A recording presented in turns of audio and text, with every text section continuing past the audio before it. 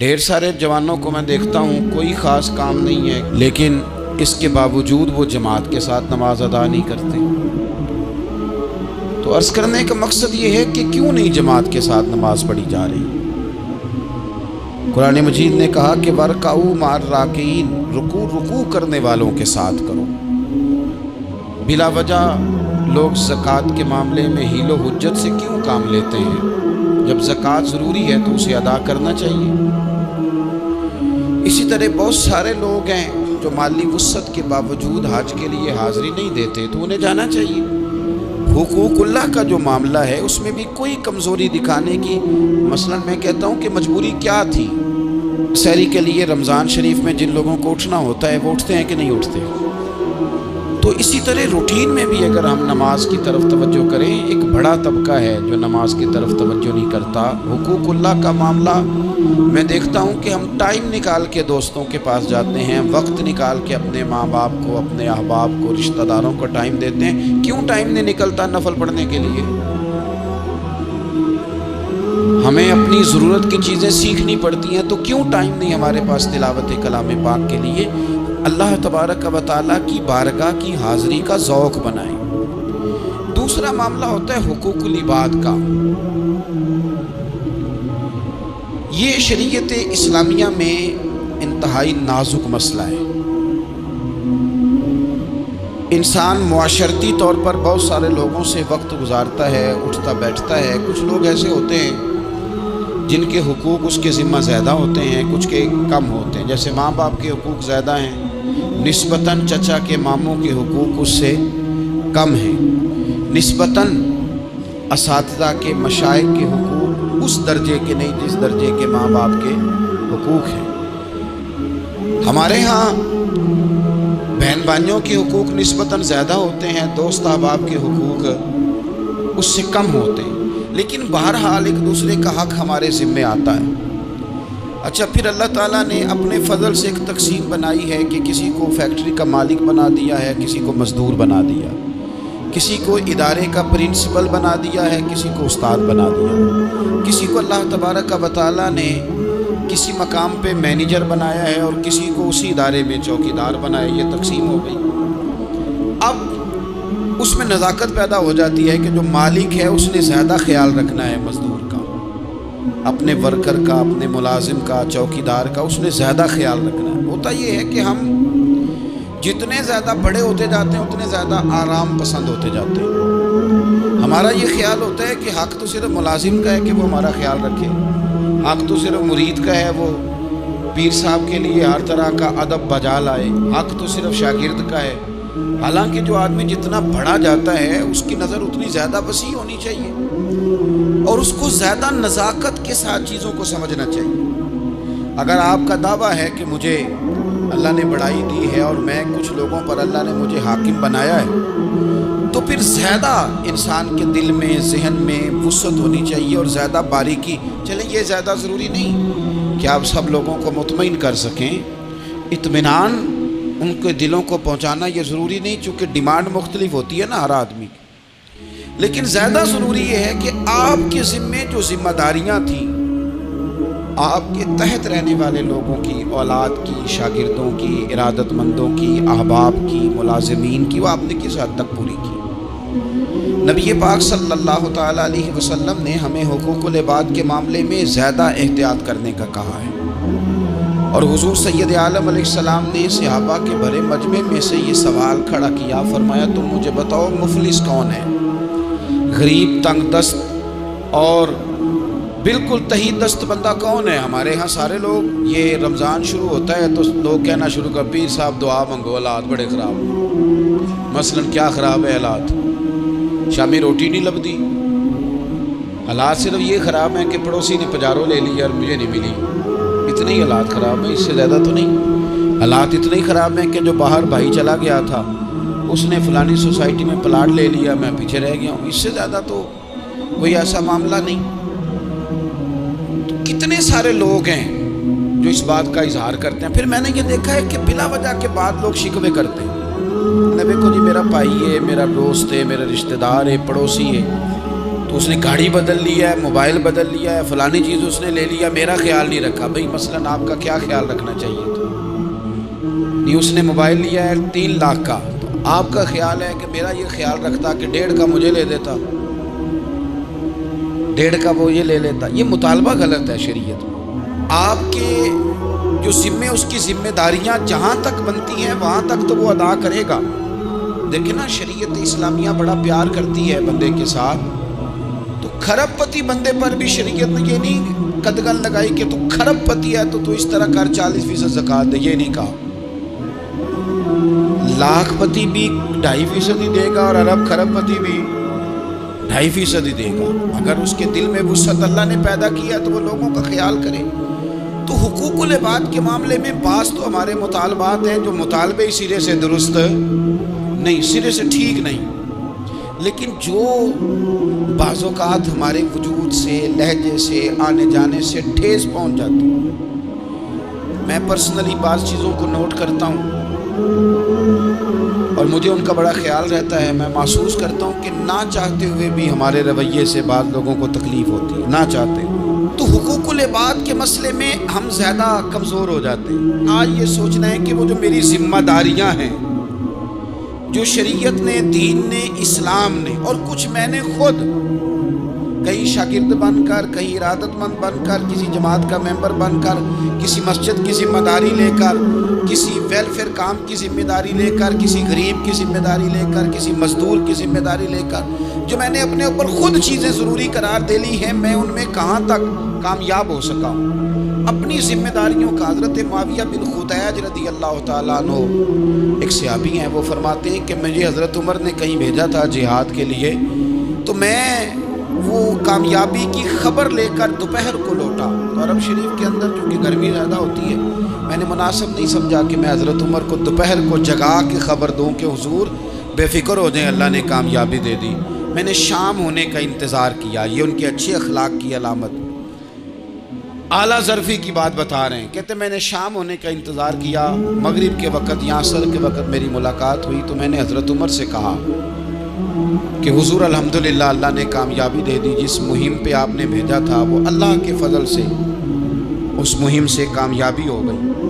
تو حضرت عمر فرمانے لگے دیر سے کیوں آئے؟ مجھے تو امید تھی کہ تم سرے دوپہر آ جاؤ گے۔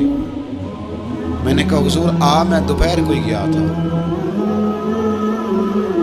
دوپہر کو ہی گیا تھا، پر سوچا کہ آپ آرام میں ہوں گے۔ کیا جواب ہے، اور کیا اس جواب کے اندر بہت سارے لوگوں کی ترجمانی ہے۔ حضرت عمر فرمانے لگے آرام کرتا تھا میں، پر وہ دور گزر گیا، اب تم دوپہر کی بات کرتے ہو، اب تو رات کو بھی کم ملتا ہے۔ وہ تھا ایک دور، اب جب اپنے ذمے خود ذمہ داریاں زیادہ لے لی، اب کیا پتا کہ کوئی کہاں سے چل پڑا ہے تجھے ملنے کو۔ وہ دور گزر گیا جب تو سوتا تھا، من چاہی زندگی بتاتا تھا، اب تو نے خود یہ فیصلہ کیا ہے، اب تو میں بھائی تم دوپہر کی بات کرتے ہو، میں تو رات کو بھی گشت کرتا ہوں۔ یہ کوئی ضرورت مند تو نہیں، کوئی حاجت مند تو نہیں۔ تو جو ہمارے ذمہ داریاں ہیں ان میں نازک حد تک، امام بہقی روایت لائے ہیں، ایک صحابی تھے جو حضور کو ہنسایا کرتے تھے، حضور کو ہنساتے تھے، نبی پاک کو بڑے پیارے تھے۔ اس طرح کے بھی کچھ بندے ہونے چاہیے، اس طرح کے بھی کچھ بندے۔ صحابہ کرام علیہم رضوان فرماتے ہیں جب حضور غم امت میں پریشان ہوتے تھے تو ہم منتظر ہوتے تھے کہ کبھی وہ ہنسانے والا آ جائے نا، 2-4 باتیں ایسی کر جائے نا ہنسانے والی، تو معاملہ ٹھیک ہو جائے۔ کچھ لوگ ایسے ہوتے ہیں جن کو دیکھ کے ہی چہرے پر تازگی آ جاتی، مثل تعویذ ہوتے ہیں نا کچھ لوگ، وہ جب بھی ملتے ہیں شفا ہوتی ہے۔ تو یہ حضور کے پاس بیٹھے ہوئے تھے اور ہنسانے والی گفتگو کر رہے تھے، تو نبی پاک بھی ان سے باتیں کرنے لگے۔ تو بات کرتے کرتے نا حضور نے انگلی ان کی طرف بڑھائی، تو ان کے وجود کو انگلی لگ گئی۔ ایک تو وہ روایت ہے نا کہ صفیں سیدھی کراتے وقت حضور تیر کے ساتھ صفیں سیدھی کرا رہے تھے، تو ایک صحابی کے پیٹ میں لگ گیا، انگلی لگ گئی۔ عجیب دیوانے ہیں، کہنے لگے آپ نے مجھے تکلیف دی ہے، معاذ اللہ، انگلی چبھو دی، میں نے تو بدلہ لینا ہے۔ ہمارے ہاں مسئلہ یہ بن گیا ہے کہ کوئی بڑا آدمی بھی اپنے آپ کو قانون کے حوالے نہیں کرتا۔ ملک سے لے کر امت مسلمہ کے کل مسائل تک ہمارے ملک کے اندر ہر بندہ اس کا مزاج ہوتا ہے کہ وہ اپنے آپ کو قانون سے بالا تر سمجھتا ہے۔ لائن میں لگنا لوگ پسند نہیں کرتے۔ یہ ایک بہت بڑا مسئلہ ہے۔ حضور صلی اللہ علیہ وسلم کی انگلی لگ گئی تو کہنے لگے آپ نے تو مجھے تکلیف دی ہے، میں تو بدلہ لوں گا، تو حضور نے فرمایا لے لے بدلہ۔ اپنے آپ کو قانون کے حوالے بڑا آدمی جب کرتا ہے تو قانون کی عزت بڑھتی ہے، قانون کا وقار بڑھتا ہے، سوسائٹی کے اندر پھر طاقتور قانون ہو جاتا ہے۔ لیکن جب غریب آدمی کے لیے قانون اور ہو اور امیر کے لیے قانون اور ہو، تو اصل معاملہ تو قانون کی بالادستی کا ہے، آئین کی پاسداری کا ہے، اصولوں پہ کھڑے ہونے کا ہے۔ تو نبی پاک صلی اللہ تعالیٰ علیہ وسلم سے کہا کہ میں، حضور نے فرمایا لے لو بدلہ۔ یہ حقوق العباد کی نزاکت عرض کر رہا ہوں، لے لو بدلہ۔ انہوں نے کہا جی پیٹ سے کپڑا ہٹائیے، تو حضور نے پیٹ سے کپڑا ہٹا دیا۔ تو بڑے دیوانے آدمی تھے، انہوں نے امت کو بتانا تھا کہ کچھ اس طرح کے رنگ بھی ہوتے ہیں محبت کرنے کے لیے، الٹی ہی چال چلتے ہیں دیوانگانے عشق، آنکھوں کو بند کرتے ہیں دیدار کے لیے۔ اس طرح بھی کبھی کبھی ہوتا ہے۔ کپڑا حضور نے ہٹایا تو انہوں نے نبی پاک کے جسم نور کو چومنا شروع کر دیا، کہنے لگے دن بڑے ہو گئے تھے، موقع نہیں کو بن رہا تھا، تو چلو یہ ایک موقع ملا ہے، حضور آپ کو کسی کے ساتھ زیادتی کر سکتے ہیں، تو میں تو موقع تلاش کر رہا تھا۔ اور میرے بھائی نماز کا بھی موقع تلاش کرتے تھے صحابہ، جہاد کا بھی موقع ڈھونڈتے تھے، پر محبوب سے محبت کا بھی موقع ڈھونڈتے تھے۔ کبھی کبھی نا محبت کا بھی تو موقع، نیرے خشک نہیں نہ ہو جانا چاہیے۔ نہ علماں وچ پھسا سانو، تو یار دی گل سنا سانو، اتھے علم دا سکہ نہیں چلدا، جتھے عشق ہوراں دا ڈیرا ہے۔ تو کبھی ادھر بھی ہیں حقوق العباد کے معاملے میں نزاکت۔ اور پھر جو آیت میں نے قرآن پاک کی پڑھی، ایک تو یہ ہے کہ آپ لوگوں سے معافی لے، معافی مانگے۔ ہمارے ہاں نا معافی کا مزاج قبول کریں، جب کوئی بندہ معافی طلب کرے تو معافی، ہمارے ہاں معافی مانگنے کا رواج میں آپ یقین کریں سرے سے ہے ہی نہیں، بلکہ الٹا لوگ چڑھائی کر جاتے ہیں، کہتے ہیں اوہ تم نے معافی مانگ لی ہے تو معاملے ختم ہو گئے۔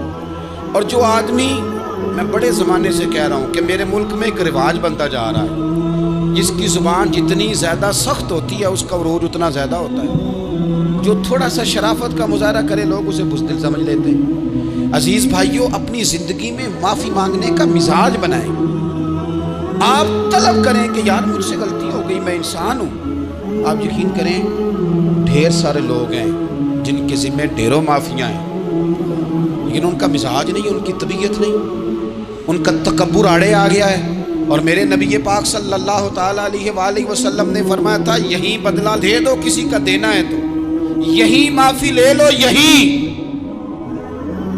فرمایا یاد رکھنا قیامت کے دن تو اس طرح ہوگا کہ اگر سینگ والی بکری نے بغیر سینگ والی بکری کو مارا ہوگا، اسے بھی قیامت میں بدلہ دینا پڑے گا۔ یہی معافی تلافی لے لو، یہی۔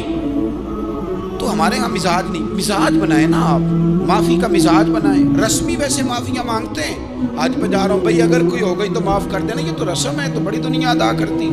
آپ کو پتہ ہے کہاں آپ کو معافی لینی ہے، تو جہاں جہاں اس طرح کے معاملات ہیں وہاں آپ کلیئر کریں۔ صحیح بخاری میں حدیث ہے حضرت ابو ذر غفاری سے، جب کسی نے کہا کہ آپ نے اسی طرح کے کپڑے خود پہنے ہیں جس طرح کے آپ کے غلام نے پہنے، یہ کیا معاملہ ہے؟ تو فرمانے لگے، اعلانیہ خود بتانے لگے، فرمانے لگے مجھ سے ایک دفعہ غلطی ہو گئی تھی، میں نے ایک غلام کو جھڑک دیا تھا، تو نبی پاک نے مجھے تنبیہ فرمائی، تو میں نے اس غلام سے معافی بھی مانگی، اور اس دن سے لے کر آج تک میں جس طرح کا خود لباس پہنتا ہوں اسی طرح کا اپنے غلام کو پہناتا ہوں۔ تو وہ خود بیان کر رہے ہیں، وہ لوگ اظہار کر رہے ہیں کہ ہم نے یہاں نبی پاک علیہ الصلوۃ والسلام کے تنبیہ کرنے پر ہم نے اپنے غلام سے، خادم سے یا کسی غلام سے معافی مانگی۔ تو معافی مانگنے سے بندے کا قد کبھی چھوٹا ہوتا ہے؟